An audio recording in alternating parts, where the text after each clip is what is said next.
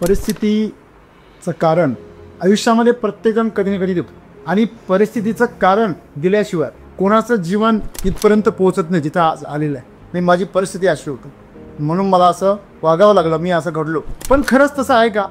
मराठीमध्ये एक कोट नेहमी दिला जातो, परिस्थिती येऊन तुम्हाला बदलवायला भाग पाडण्याच्या अगोदर तुम्ही परिस्थिती पाडणं. परी म्हणजे परिसरातली आणि स्थिती म्हणजे अवस्था. आजूबाजूची परिस्थिती तशी आहे म्हणून आपण तसं वागायचं नाही, ती बदलून टाकायची. नियतीच्या प्रारब्धाप्रमाणे जगायचं की ती प्रारब्ध जाळून नवीन जीवनाची सुरुवात करायची. याची संधी प्रत्येकाला आहे. परिस्थिती म्हणजे तुमची नियती आहे, नशीब आहे तुमच्या शब्दामध्ये. मग ते नशीब बदलवणं आमच्या हातात आहे की नाही आहे? तुमचं नशीब तुम्हाला घडवायचं नसेल तर तुम्ही नशिबाने घडा, हे लक्षात घ्या. तुमची परिस्थिती तुम्ही जर घडवून नाही आणली तर तुम्ही परिस्थितीने घडा. म्हणून जीवनामध्ये ज्याने आपली जबाबदारी आपल्या खांद्यावर घेतली त्याने आपली परिस्थिती स्वतः बदलवली. मित्रांनो, हे जग बदलतंय. तुम्ही परिस्थितीच्या अगोदर जर स्वतःला नाही बदलवलं तर परिस्थिती तुम्हाला बदलायला भाग पडेल. मग लढायचं की रडायचं हे तुमच्यावर आहे. ज्याला लढायचं तो परिस्थितीवर मात करतो आणि ज्याला रडायचं त्याच्यावर परिस्थिती त्याच्यावर मात करते.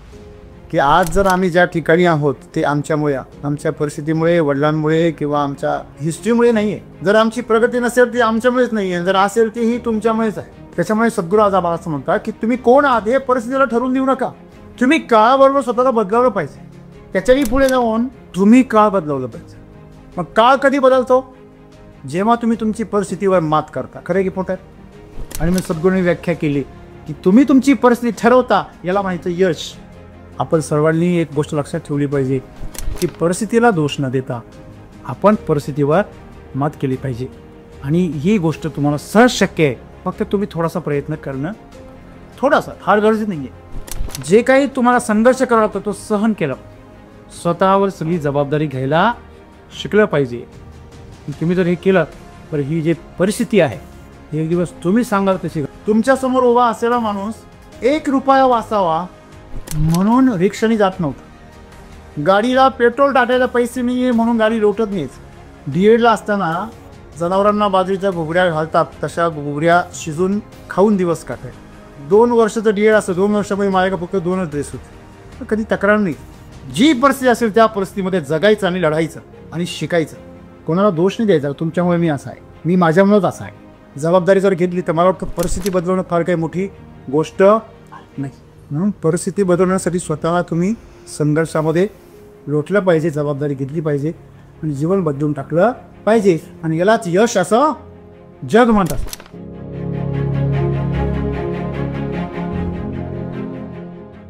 सर, सद्गुरू खरं यश काय आहे याबद्दल सांगत आहे की तुम्ही जर बाहेरील परिस्थिती जर ठरवत असाल तर तुम्ही यशस्वी आहात. आणि बाहेरची परिस्थिती जर तुम्ही कसं बनणार आहे हे जर ठरवत असाल तर ते तुमच्यासाठी यश नाही आहे. परंतु सर, माझा प्रश्न असा आहे की जोपर्यंत आपण अबोध आहोत, म्हणजे जवळपास आपली पहिली 16 वर्ष तर आपण कोण आहे, काय आहे हे सुद्धा कळत नाही आपल्याला. आणि तिथून पुढचं जे काय वय आहे त्याच्यामध्ये पण तुम्ही कसे घडत आहात किंवा तुम्हाला ज्ञान किती मिळणार आहे, तुमची प्रज्ञा कशी आहे, जिज्ञासा कशी आहे यावरती ते अवलंबून असणार आहे की तुम्ही परिस्थिती बदलावाल किंवा त्याचा इफेक्ट तुमच्यावरती व्हाल. परंतु या सगळ्यांवर की तुम्ही घडण्यावरती सुद्धा तुमच्या परिस्थितीचा जास्त प्रभाव असतो. म्हणजे एखादा मुलगा जर एखाद्या पंडिताच्या घरामध्ये जन्माला आला तर तो त्याच्यामध्ये पांडित्य हासिल करतो. म्हणजे एखाद्या जर मारवाड्याचे जर घरी जन्मला तर तो बिझनेसमॅननीच तयार होणार आहे. म्हणजे सभोवतालची जशी परिस्थिती आहे तशी तो घडण पण त्या पद्धतीनेच होणार आहे.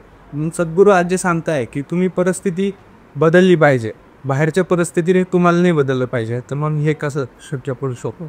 यश कशाला म्हणायचं? जे छत्रपती शिवाजी महाराजांनी जे स्वराज्य मिळवलं किंवा मग रतन टाटांनी जे यश मिळवलं त्याला यश म्हणायचं, की जे गौतम बुद्धांनी शांती मिळवली त्याला यश म्हणायचं? मित्र हो, परिस्थितीचं कारण आयुष्यामध्ये प्रत्येकजण कधी ना कधी देतो आणि परिस्थितीचं कारण दिल्याशिवाय मला वाटतंय कोणाचं जीवन इथपर्यंत पोहोचत नाही जिथं आज आलेलं आहे. कधी ना कधी असा प्रसंग येतोच की आम्ही परिस्थितीचं कारण पुढे करतो. नाही, माझी परिस्थिती अशी होती म्हणून मला असं वागावं लागलं, मी असं घडलो. पण खरंच तसं आहे का? मराठीमध्ये एक कोट नेहमी दिला जातो, परिस्थिती येऊन तुम्हाला बदलवायला भाग पाडण्याच्या अगोदर तुम्ही परिस्थिती बांधा. तुमच्यावर अशी परिस्थिती यावी की तुम्हाला स्वतःला बदलायला भाग पाडावं, त्याच्या अगोदर तुम्ही तुमची परिस्थिती बदला. परी म्हणजे परिसरातली आणि स्थिती म्हणजे अवस्था. तुमच्या आजूबाजूची जी अवस्था आहे, जी स्थिती आहे, ते बदलणं म्हणजे पुरुषार्थ. प्रभू श्रीरामचंद्रांच्या काळामध्ये राक्षसांचा मोठा हैदोस होता. साधू संतांना छळ करत होते, त्यांचा यज्ञ उद्ध्वंस करत होते. म्हणून दोन्ही बंधूंनी आपल्या धनुर्विद्येच्या ताकदीवरती इथल्या सर्व राक्षसांचा, खरदूषण यांचा वध केला. आणि म्हणून श्रीलंकेमधून शूर्पणखा ती कशा करता आली? त्या भावांचं, त्या राक्षसांचं समर्थन करण्यासाठी आहे, त्यांचा बदला घेण्यासाठी आहे. छलकपटाने तिला, लक्ष्मणाला रिझवण्याचा प्रयत्न केला. शेवटी लक्ष्मणाने तिचं काय कापलं? नाक काप. म्हणून नासिक. आजूबाजूची परिस्थिती तशी आहे म्हणून आपण तसं वागायचं नाही, ती बदलून टाकायची. आणि म्हणूनच आजपर्यंत जेवढे काही महान माणसं येऊन गेली, देवपुरुष होऊन गेले, हे सगळे त्याच्यामुळेच आज आपण त्यांना आठवतो. छत्रपती महाराजांची आठवण आम्ही काढतो. त्यांच्या काळामध्ये आजूबाजूला परिस्थिती काय होती? रयत त्रासलेली होती. सर्व जमीनदार एकमेकांमध्ये भांडत होते, लढत होते. आणि मुघल येऊन त्याच्यावर सत्ता गाजवत होते, अत्याचार करत होते. कोणत्याही परिवारामध्ये सुरक्षितता नावाची गोष्ट नव्हती. आपला परिवाराने, आपली संपत्तीने, आपलं अस्तित्व कधी उधळून जाईल याची कुठल्याही कोणालाही खात्री नव्हती. तुम्ही कल्पना करा त्या काळामध्ये काय परिस्थिती असेल. अशा परिस्थितीमध्ये छत्रपतींनी संकल्प केला, हे स्वराज्य व्हावे, ही श्रींची इच्छा. परिस्थिती बदलवली आणि अशी बदलवली की औरंगजेबाचा अंत झाला, मुघलशाहीचा अंत झाला, पण त्यांना स्वराज्याला धोका करता आला. त्या प्रत्येकाच्या अंतःकरणामध्ये माणसाची जी काही स्वराज्याची ज्योत त्यांनी पेटवली होती ती विझवता नाही. मग परिस्थिती म्हणजे आपल्या आजूबाजूला जी परिस्थिती, आम्ही त्याचं नेहमी भांडवल करत असतो. माझी परिस्थिती आहे, तुम्ही ती परिस्थिती बदलू शकता. तुम्ही ठरवून ती परिस्थिती बदलू शकता किंवा त्या परिस्थितीचं कारण सांगू शकता. हे दोनच गोष्टी. तुम्ही सांगता की परिस्थिती अशी होती म्हणून मी असा घडलो, म्हणजे ती परिस्थिती ठरवते तुम्ही कोण आहात. तुम्ही सांगितलं की ज्यावेळेस आपण लहान असतो, आपलं वय कमी असतं, तेव्हा तो आपण दुर्बल असतो, परावलंबी असतो. मग अशा वेळेस आपण आपली परिस्थिती कशी बदलू शकतो? मुद्दा हा नाहीच आहे की तुम्ही त्यावेळेस तुमची परिस्थिती बदलायला. जेव्हा आम्ही ठरवायला सुरुवात करतो, आम्ही ठरवतो कधी? जेव्हा आमच्यामध्ये निर्णय क्षमता तयार होतो. जोपर्यंत तुम्ही तुमच्या जीवनाची जबाबदारी घेतलेली नाही तोपर्यंत तुम्ही तुमच्या जीवनाला जबाबदार नाहीच आहे.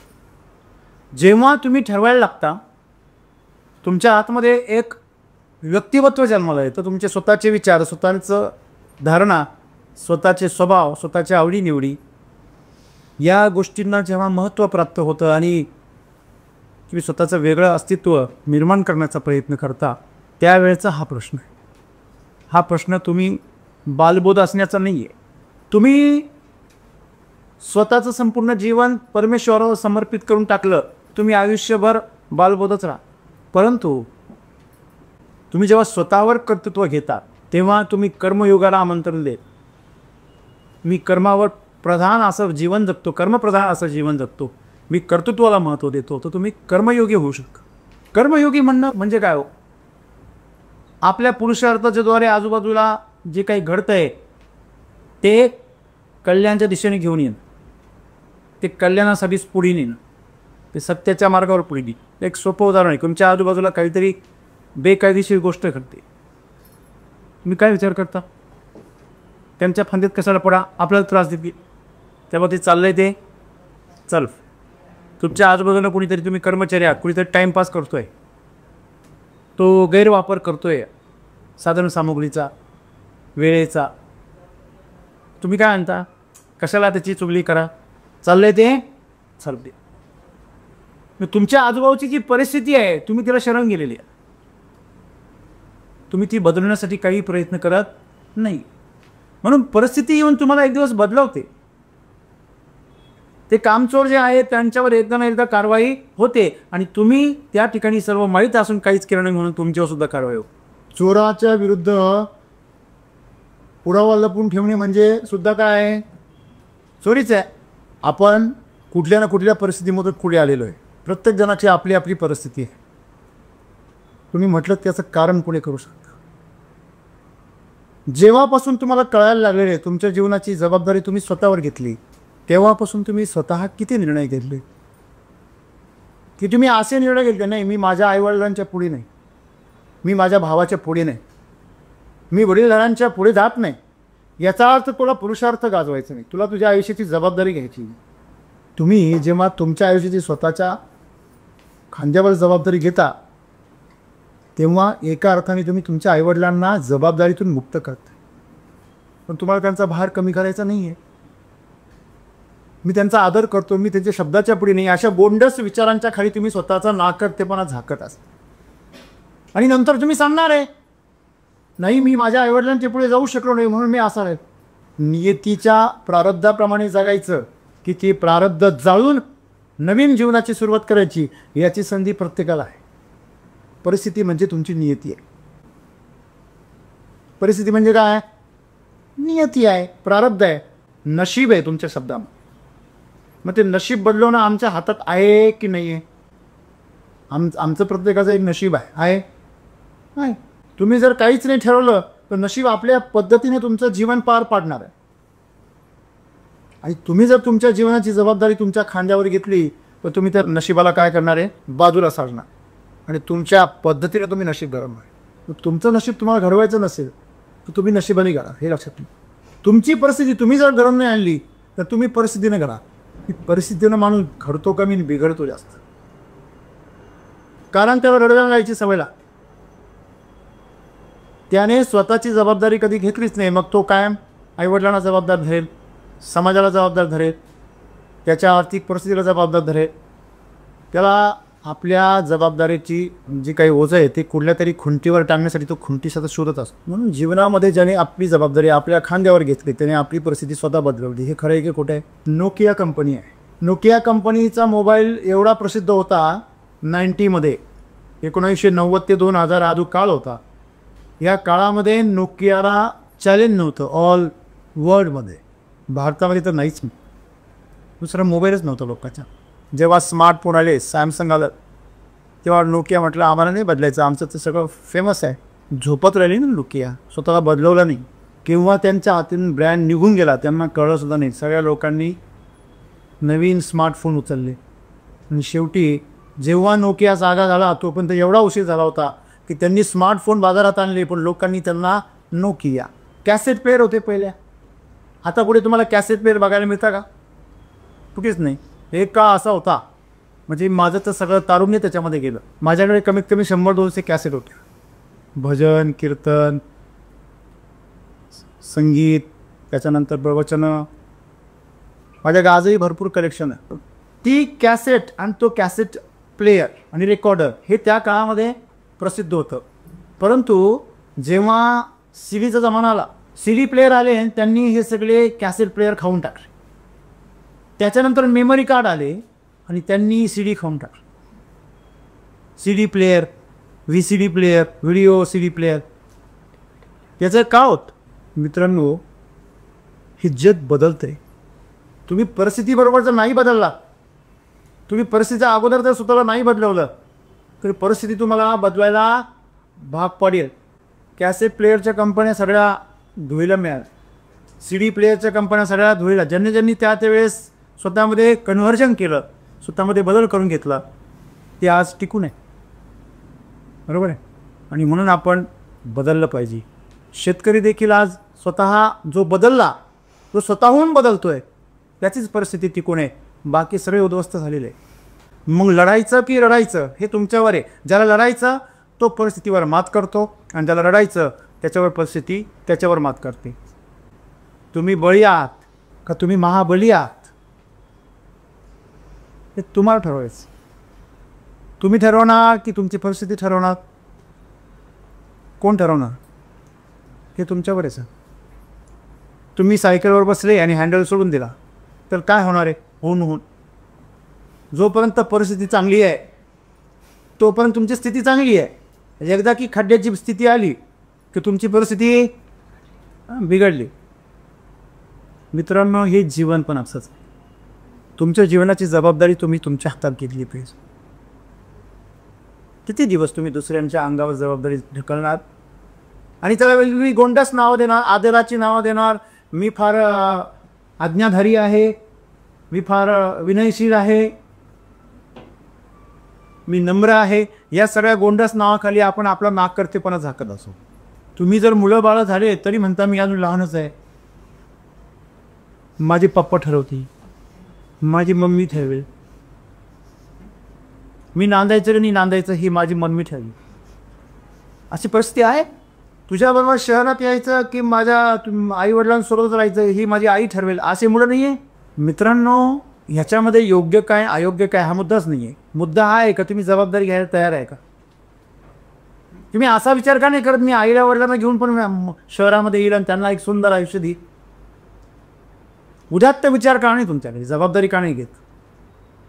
कारण जबाबदारी घेतल्यानंतर माणसाला कर्तृत्व करावं लागतं, पुरुषार्थ गाजवावं लागतं आणि तो गाजवण्याची आमची मेहनत करण्याची आमची तयारी नाही आहे. त्याच्यासाठी किंमत मोजायला. उद्या जर आमचा निर्णय चुकला तर ही जबाबदारी टाकायची कोणावर? मी तर त्या जबाबदारीच्या ओझ्याखाली मरून जाईल. म्हणून मी ती जबाबदारी घेतच नाही. मी कोणाला तरी जबाबदारी झटकून टाक. आणि मोठेपणाने सांगतो, काय कोल्हेलं द्राक्ष आंबट तोंड पुरत नाही ना, उकळलं काय आणतो, जाऊ दे आंबटेच आहे, तोंड पुरलं असं कर, मग घोडे परिस्थिती बदलली लगेच. म्हणजे आपण त्या कोल्ह्याच्या जागेवर आहोत. आम्ही प्रयत्न करत नाही असं नाही आहे, पण आम्ही तेवढ्या क्षमतेनेच प्रयत्न करतो की जिथे जाऊन आम्हाला फार ताणतणाव निर्माण होणार. आमचं जे रुटीन आहे, आमची दिनचर्या बदलणार नाही, आमची विचारधारेला धक्का पोचणार नाही, आमच्या ज्या शरीराच्या क्षमता आहे त्या वाढवण्याची गरज पडणार नाही, आमच्या विचारांच्या ज्या क्षितिज आहे, ज्या सीमा आहे त्या ओलांडण्याची गरज पडणार नाही. आपण आपल्या विचारांच्या सीमा ओलांडल्या का कधी? हॅलो, तुम्ही कधी असा विचार केला की मला 5 लाख रुपये महिना मिळाली पाहिजे? मला कमीत कमी एका जिल्ह्यामध्ये प्रत्येक शेतकऱ्याने मला ओळखलं पाहिजे अशी जिद्द तुमच्यापैकी, असा विचार तुमच्यापैकी कोणाच्या डोक्यात येतो? आम्हाला फक्त फेसबुकवर फेस टाकून द्यायचं आणि फेस येईपर्यंत बघत बसायचं की तुला फॉलो कर. आम्ही एक आभासी जीवन जगतो, तिथे आम्हाला जबाबदारीची गरज नाही. फेसबुकवर तुम्ही आले आणि गेले, कोणाला काही फरक आहे का? मार्क झुकरबर्गला पण काही फरक नाही पडत. तुम्ही या काय ना काय पडतो का? परंतु तो मात्र अब्जाधीश होऊन गेला. मित्रांनो, आपण एक लक्षात ठेवलं पाहिजे की आज जर आम्ही ज्या ठिकाणी आहोत ते आमच्यामुळे, आमच्या परिस्थितीमुळे, वडिलांमुळे किंवा आमच्या हिस्ट्रीमुळे नाही आहे. जर आमची प्रगती नसेल ती आमच्यामुळेच नाही आहे, जर असेल तीही तुमच्यामुळेच आहे. राईट? त्याच्यामुळे सद्गुरू आज आम्हाला असं म्हणतात की तुम्ही कोण आहात हे परिस्थितीला ठरवून देऊ नका. तुमच्यावर कठीण प्रसंग आला तर तुम्ही ढासळून जाता, मग ती परिस्थिती ठरवते. हे तर काय असंच आहे, ढेकुळच आहे. हां, थोडा धक्का लागला गेला फुटून. मला काल कोणीतरी सांगत होतं की सर अशी पण परिस्थिती असते की एक फार मोठ्या नॅशनल टी व्हीचे पत्रकार आहे आणि त्यांनी इथनं माहिती घेऊन गेले आणि खूप एक्सायटेड आणि तिकडे गेले आणि ते काही रिस्पॉन्सच देत नाही. आमची मुलं चक्कर मारता मैदानात काही रिस्पॉन्स देत नाही. म्हटलं तसं नाही आहे, ती वीट आहे आणि तुमची मुलं ढेकळं आहे. तुमचे मुलं तिथे गेले का त्यांचा भुगा होतो. तिथे दगड पाठवण्याची गरज आहे ज्याच्यावरती वीट फुटेल, आणि दगड जरी असेल ते तर तुम्हाला लोखंड होण्याची गरज आहे, आणि तो जर लोखंड असेल तर तुम्हाला अग्नी होण्याची गरज आहे, त्याला वितळून टाका. म्हणजे या जगामध्ये तुम्ही स्वतःला कमजोर बनवलेले की स्ट्रॉंग बनवले, तुमच्यापेक्षा जेव्हा स्ट्रॉंग भेटतो ना तेव्हा तरी अशक्य आहे. बघा, आपण कौतुक कधी करतो दुसऱ्याचं? एकदा खरोखर आनंदाने करतो आणि दुसऱ्यांदा तो आपल्यापेक्षा वरचा ठरला म्हणून करतो. एक तिरस्कार करतो, द्वेष करतो, आणि द्वेष नाही करता आला सत्य आपल्यासमोर असलं तर कौतुक करतो. त्याशिवाय पर्याय नाही ना सर, अभिनंदन तर करावंच लागेल. म्हणजे आपण आपल्या क्षमता जर वाढवल्या तर परिस्थितीवर आपण सहज मात करू शकतो. आणि म्हणून परिस्थिती कशी असायला पाहिजे ते आपण ठरवू शकतो. त्यासाठी आपण आपले कौशल्य, आपल्या क्षमता काय केल्या पाहिजे, बरोबर पाहिजे. तुम्ही काळाबरोबर जर नाही बदलला तर काळ तुम्हाला बदलायला भाग पाडेल. लक्षात ठेवा. तुम्ही आता जर नांगर घेऊन हिंडले बैला घेऊन तर लोक ट्रॅक्टरनी बोलवले तुमचं घर बी नांगरतील.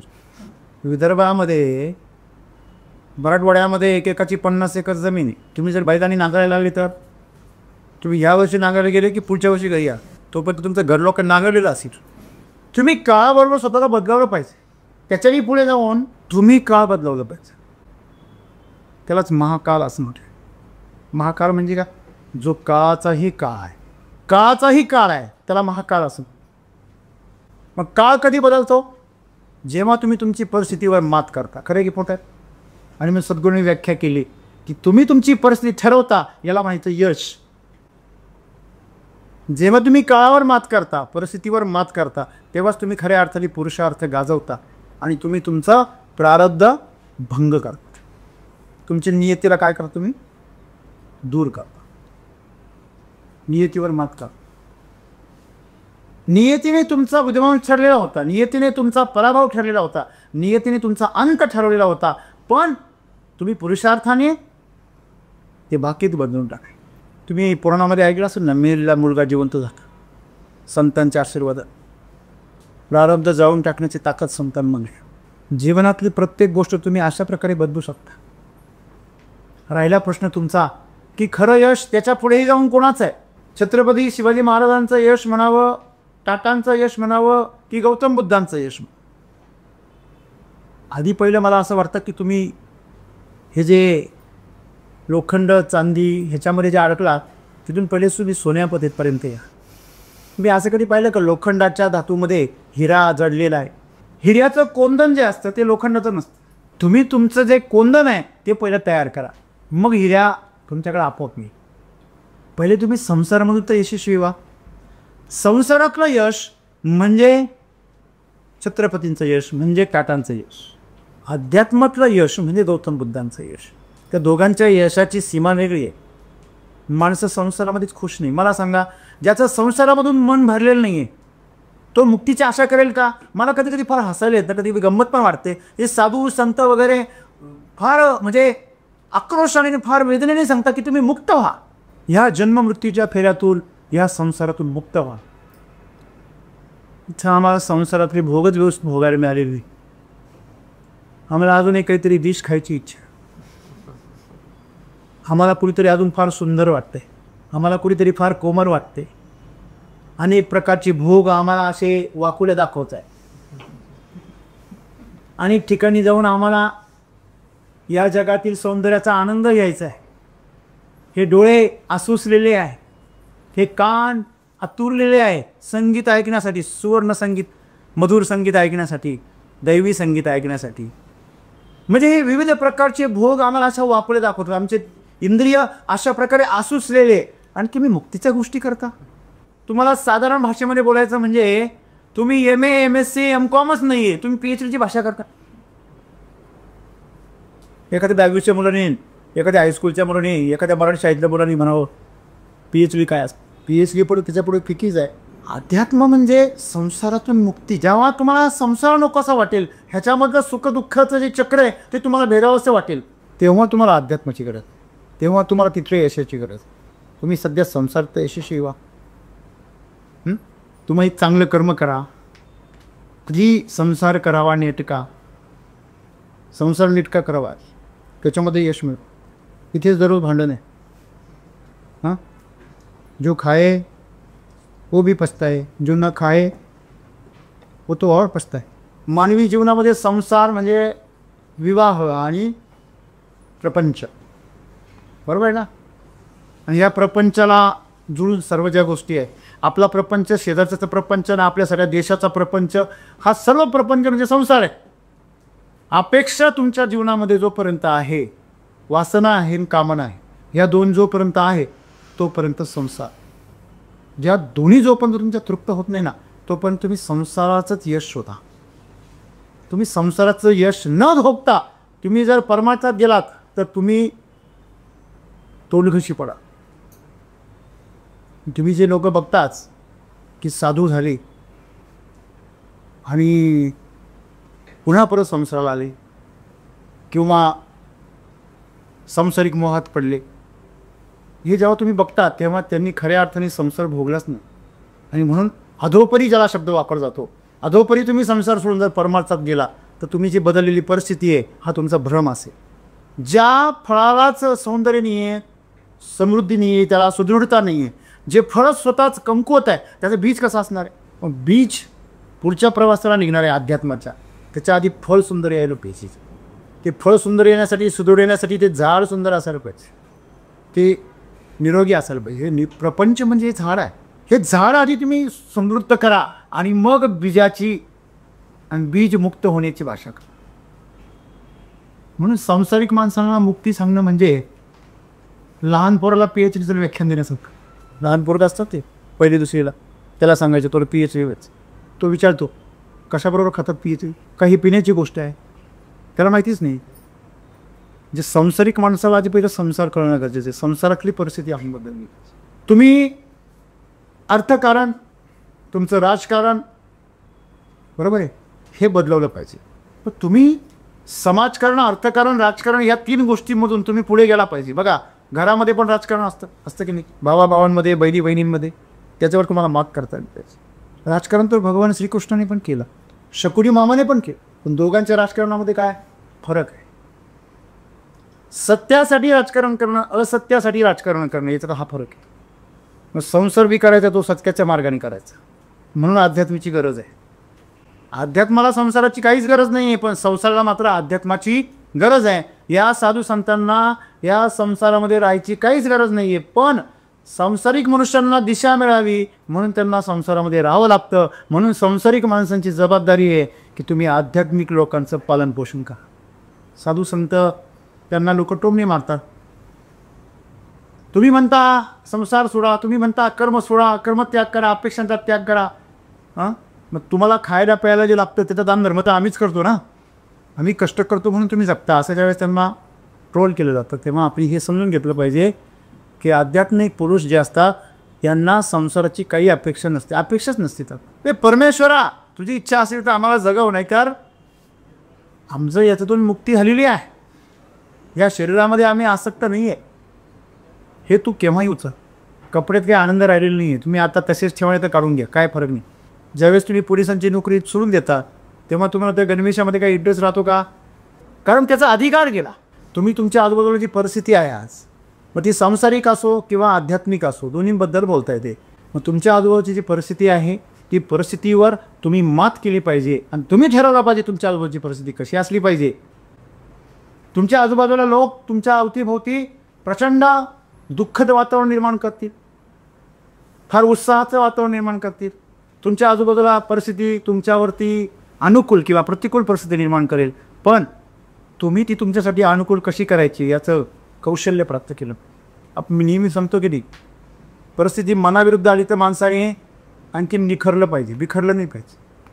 आणि अजून एक आपल्याकडे शब्द आहे, श्रीमंती आली तर माजूने आणि गरिबी आली तर लाजूने. याला म्हणायचं परिस्थितीवर मात कर. तुमच्याकडे ताकद असेल तर तुम्ही दुसऱ्यांवर अत्याचार करू नये, व दुसऱ्यांचं संरक्षण करावं. आणि तुमच्याकडे जर दुर्बलता असेल तुम्ही अहंकार धरू नये किंवा खचून जाऊ नये. सर्वात महत्त्वाची गोष्ट जी आहे की आपण नेहमी सकारात्मक असणं आणि लढण्यासाठी तयार असणं आणि जबाबदारी स्वतःवर घेणं आणि त्याच्यातून आपण स्वतःच्या क्षमता आणि स्वतःचे कौशल्य वाढवणं, यासाठी नेहमी स्वतःला तयार ठेवणं म्हणजे परिस्थिती आपण. तुम्हाला आता कोणतं कुल मिळालेलं आहे, कोणतं जाती मिळालेली आहे, कोणता धर्म मिळालेला आहे, कोणता परिवार मिळालेला आहे, आईवडील कसे मिळाले, त्यांची आर्थिक परिस्थिती कशी आहे, तुम्हाला माहोल कसा आहे, ह्याचा विचार करणं म्हणजे परिस्थितीला तुमच्यावर मात करू देणं. आणि तुम्ही यांचा विचार न करता आपल्या पुरुषार्थाच्या मार्गाने आपला लढाईचा मार्ग चालू ठेवणं आणि संघर्षामधून आपल्याला स्वतःला सतत तेजस्वी बनवत राहणं, हे परिस्थिती आपण ठरवण्यात. अत्यंत गरीब परिस्थितीमधून मोठ्या प्रमाणामध्ये यश मिळवणारे तुम्हाला खूप सारे तरुण तरुणी दिसतील. आज आपण ज्यांना खूप महान समजतो ते कधी काळी काय होते, फार सामान्य होते. तुम्ही ज्यांना अत्यंत आता फार म्हणजे श्रीमंत समजता, अशी खूप सारी लोक कधी काळी खूप काय होती, फार गरीब होती, दुर्बल होती. तुम्ही ज्या आत्ता समजत असलेल्या अक्षय कुमार असेल, अमिताभ बच्चन असेल, धोनी असेल, यांची परिस्थिती हालाकीची. तुम्ही या सर्वांचे इतिहास उचकून पहा. त्यांनी परिस्थितीवर मात केलेली आहे म्हणून ते इथं आहे. आणि आपण परिस्थितीचे बळीचे बकरे आहोत म्हणून इथं. मग आपण जर आपल्या परिस्थितीवर मात केली तर तुम्ही सुद्धा यशस्वी होऊ शकता आणि यश काय असतं हे अनुभवू शकता, असं सद्गुरूंना सांगायचं आहे. आणि मला वाटतं आपण सर्वजण जर आपली जबाबदारी घेतली तर नक्की आपण आपली परिस्थिती बदलू शकतो. तुम्हाला गंमत सांगतो मी. बघा, एक छोटीशी प्रक्रिया आहे. तुम्ही संध्याकाळी रूमवर जा तर थंड पाण्याखाली बसा. जेव्हा तुम्ही पहिला मग डोक्यावर ओताल तेव्हा तुम्हाला शॉक बसेल 440.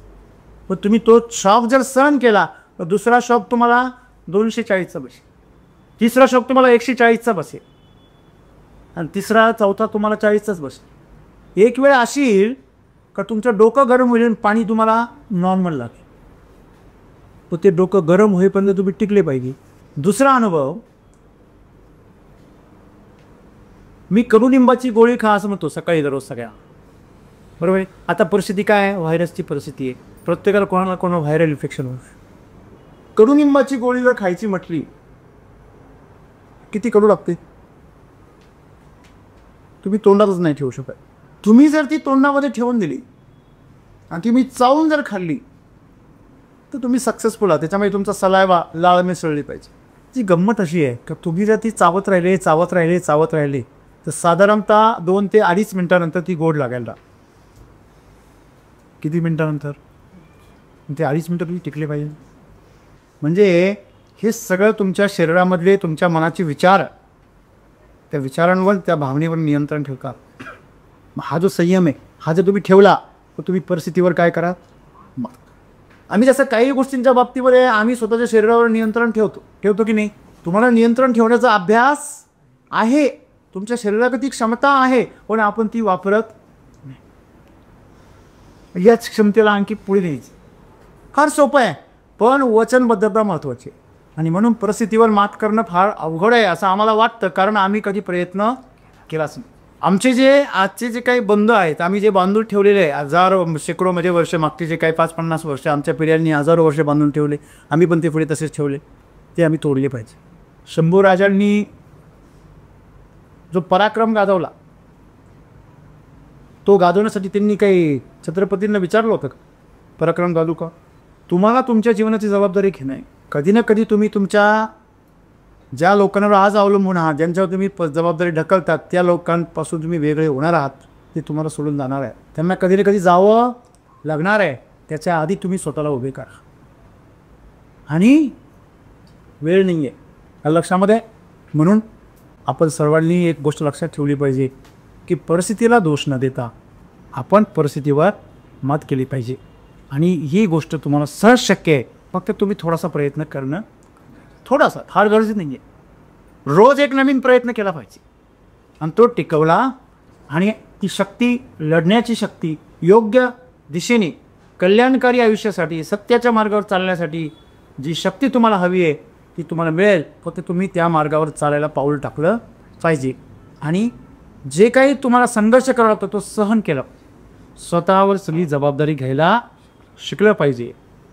तुम्ही जर हे केलं तर ही जी परिस्थिती आहे ही एक दिवस तुम्ही सांगाल तशी घडेल. विचार करा, जेव्हा मी नोकरी करायचो तेव्हा मी दुसऱ्याच्या बंधनामध्ये होतो.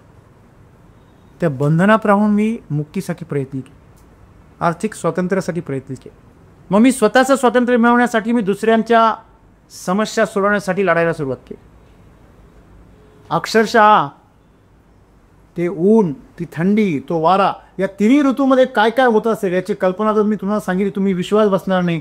मी उन्हातानामध्ये जेव्हा शेतकऱ्यांच्या बांधावर व्हिजिट करून घरी यायचो उन्हाळ्यामध्ये, अक्षरशः 2-2 वेळेस मी पातेल्यामधलं पाणी बदलायचं तरी त्या पायात ही आग थंड होत नव्हती.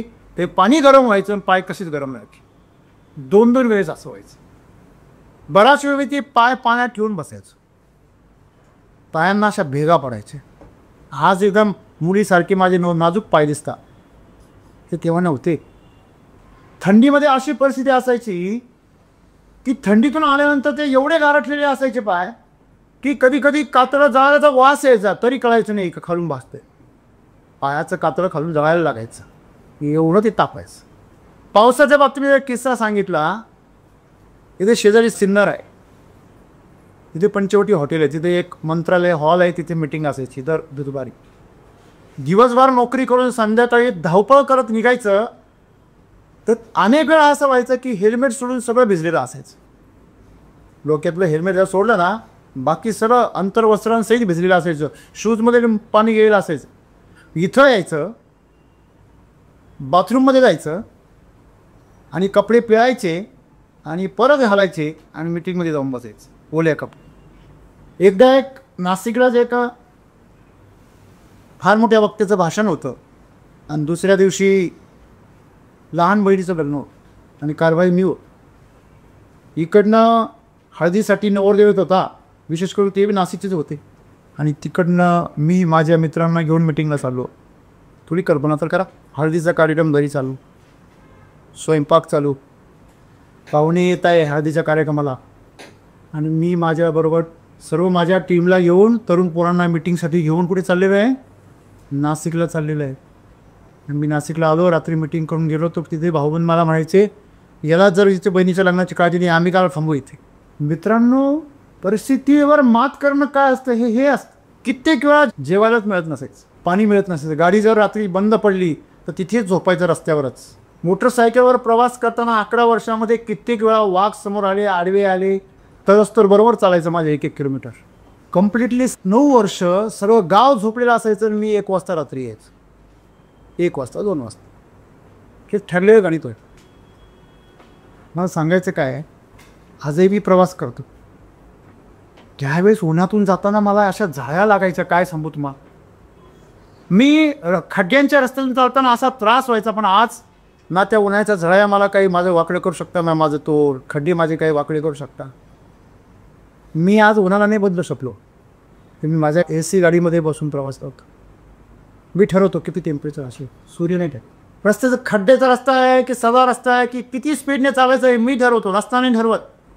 खुड्ड्यांच्या रस्त्यामधून 100च्या स्पीडने गाडी चालू, गरज पडली तर मिटिंगसाठी. दिलेला शब्द शेतकऱ्यांचा पाळायचा, पण तेवढं करूनही मला कुठलंही नुकसान होत का, कारण तसं मी परिस्थितीला घडवलं. माझी मुलं मला एवढीच आठवतात, त्यानंतर डायरेक्ट 9वी आणि 10वीला आठवत.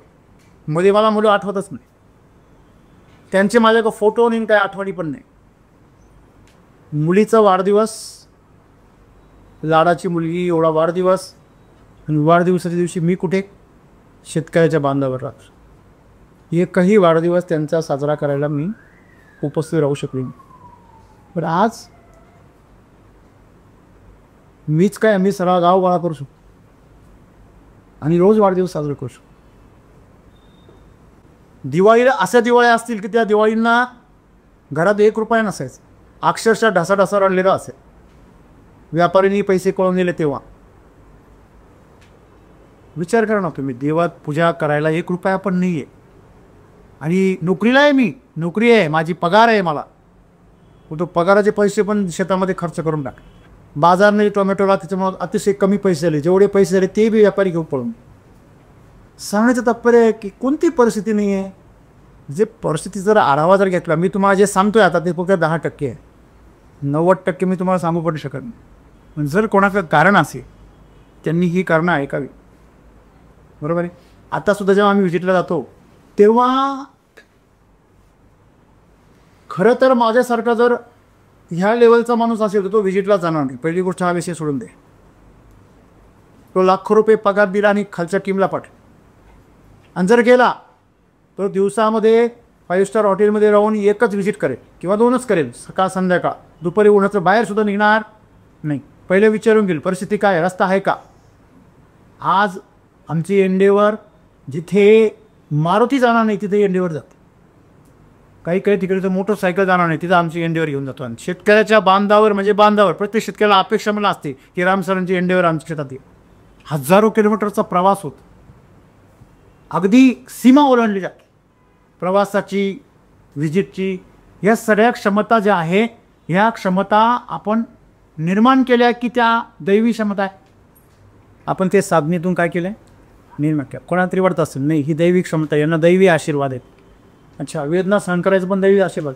व्यक्तिगत जीवन काय आहे हे जर तुम्हाला सांगितलं तर तुम्ही रामसर बनण्याचा अगदी क्षणभर सुद्धा विचार नाही करणार. की नाही नको आपल्याला, का आम्हाला जबाबदारी नको, पण आम्हाला लौकिक पाहिजे. म्हणजे आपण आपली परिस्थिती बदलू शकतो. त्यासाठी तुम्हाला वेदनांमधून संघर्षामधून जायची काय पाहिजे, प्रचंड तयारी पाहिजे, शिस्त. म्हणून मला तुम्हाला सांगायचे की या मनुष्य जीवनामध्ये काहीच अशक्य नाही. कर लो दुनिया मुठ्ठी में, हे धीरूभाई अंबानी जे म्हणायचे ते खरं फार सोपं आहे. परंतु कर लो दुनिया मुठ्ठी में म्हणायला काय जाते, तेवढी मुठ्ठी तेवढी भक्कम पाहिजे ना दुनिया मुठ्ठीत घ्यायला. हॅलो, परमेश्वर तुम्हाला सारं देईल सुख, तुमच्यात भोगायची ताकद पाहिजे. संसारामध्ये सुख भोगणं यासाठी प्रचंड शक्ती लागते. लक्षात. म्हणून तुम्ही जी सुखाची अपेक्षा करता ना त्यापेक्षा तुमची क्षमता वाढवा. आणि जेव्हा तुमची क्षमता वाढवाल, तुमची परिस्थिती जेव्हा तुमच्या हातात असेल, मला सांगा तुमच्यासमोर उभा असलेला माणूस 1 रुपया वाचावा म्हणून रिक्षाने जात नव्हता. गाडीला पेट्रोल टाकायला पैसे नाही आहे म्हणून गाडी लोटत नाहीच आणि उताराने ढकलत जाऊन घेऊन जायचं. डीएडला असताना जनावरांना बाजरीच्या घुगऱ्या घालतात तशा घुगऱ्या शिजून खाऊन दिवस काढाय. 2 वर्षाचं डीएड असतं. 2 वर्षामध्ये माझ्याकडे फक्त 2च ड्रेस होते. 2 वर्ष कधी तक्रार नाही.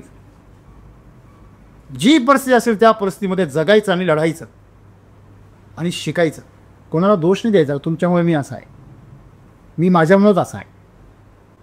आणि त्याची कृपा आहे, सर्वांचीच कृपा आहे, आईवडिलांची, समाजाची, सर्वांची कृपा आहे. ज्यांनी मला त्रास दिला त्यांची तो फार कृपा आहे.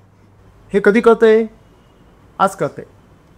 ज्यांनी मला नावं ठेवली, ज्यांनी मला उद्ध्वस्त करण्याचा प्रयत्न केला, ज्यांनी माझी निंदा केली, ज्यांची बदनामी केली, त्या सर्वांचा मी किती आभारी आहे, त्यांचे किती आभार मानले पाहिजे मी. आणि म्हणून तर म्हणतात निंदकाचे घर असावे शेजार. त्यांनी तुम्हाला जाणीव होते तुमच्यात निंदा करण्यासारखं काहीतरी आहे. आणि म्हणून जीवन फार सुंदर आहे मित्रांनो. फक्त मला एवढंच सांगायचं आहे, मी आज थोडासा जास्त पर्सनल होऊन गेलो. तुम्ही मला हेअरकटता तुम्हाला सांगायचं आहे की मागच्या जीवनाचा जर आलेख जर पाहिला तर मी फार लोकप्रिय माणूस नव्हतोच काय, परंतु मी लोकांच्या उपयोगाचा होतो. मला अच्छा बनण्याची इंटरेस्ट नाही, मला सच्चा बनण्यामध्ये इंटरेस्ट आहे. तुम्ही मला चांगलं बनावं यासाठी मी कधी जगतच नाही. तुमचं चांगलं व्हावं यासाठी मी आणि माणसांना आपलं चांगलं राहिलं आवडतं, पण ते श्रेय दुसऱ्यांना आहे की नाही. दुसऱ्याचं चांगलं राहिलं पण आवडतं लोकांना, पण आपल्यापेक्षा जास्त आहे की नाही, वाटतं ना असं. मग ती समस्या आहे आपली. आपण नेहमी दुसऱ्याकडनं जे काही अपेक्षा करतो त्या स्वतः पण केल्या पाहिजे. दुसऱ्यांसाठी करतो ना, मग तेवढं जर केलं, जबाबदारी जर घेतली, तर मला वाटतं परिस्थिती बदलवणं फार काही मोठी गोष्ट नाही. नरेंद्र मोदींनी 17 उचलल्या कार्यकर्त्यांच्या, मंत्र्यांच्या नाही, कोणाच्या. चहा वाटला, रूम साफ केल्या, आज तो माणूस कोण आहे, देशच चौकीदार आहे. सर्व त्यांचं संघटना त्यांची सेवा करण्यासाठी पुढे. स्वतःला गाडून घ्यावं लागतं, तेव्हा हजारोच्या संख्येने तुम्हाला बीज येतं वरती. तुम्ही जर स्वतःला नाही गाडलं तर तुम्ही गिरणी जाणार आहात. गिरणीमध्ये तुमचं पीठ होणार, तिथून तुमचा प्रवास तव्यावर जाणार आहे चटके बसण्यासाठी. तिथले चटके कमी आहे, तिथं फक्त भोगा, तवा तुम्हाला भाजून काढणार आहे. आणि तिथून पुढचा प्रवास तर आणखीन वाईट. शेवटी तुमचा अंतपाय कुठे होणार आहे, कुठे होणार आहे, टॉयलेटमध्ये होणार आहे. मग टॉयलेटमधून तुम्ही मातीत जायचं की थेट मातीमध्ये जायचं हा तुमचा निर्णय. थेट मातीमध्ये जात तर तुमच्या रूपाने हजारो दाणेवरती येईल, तसंही मातीतच जाणार. संसारामध्ये रगडून जायचं की अध्यात्माच्या दिशेने एक दुसऱ्याच्या कल्याणासाठी जगायचं. इकडे बी तुमचा नाश होणार आहे, पण इकडे तुमचा नाश कामाला येणार आहे. हॅलो, नष्ट दोन्हीकडे होणार आहे, पण इकडे तुमचे निर्माण होणार आहे. जेव्हा तुम्ही मातीत जाल तेव्हा तुमच्यातून अंकुर येईल, तुमचं झाड होईल, त्यातून अनेक बीज जन्माला येतील. तिथं तुमचं काय आहे, जन्माला सार्थकता आहे. आणि तिकडे मात्र काय निरर्थकता आहे, निरर्थक. म्हणून परिस्थिती बदलण्यासाठी स्वतःला तुम्ही संघर्षामध्ये लोटलं पाहिजे, जबाबदारी घेतली पाहिजे आणि जीवन बदलून टाकलं पाहिजे. आणि यालाच यश असं जग म्हणत असतं. धन्यवाद.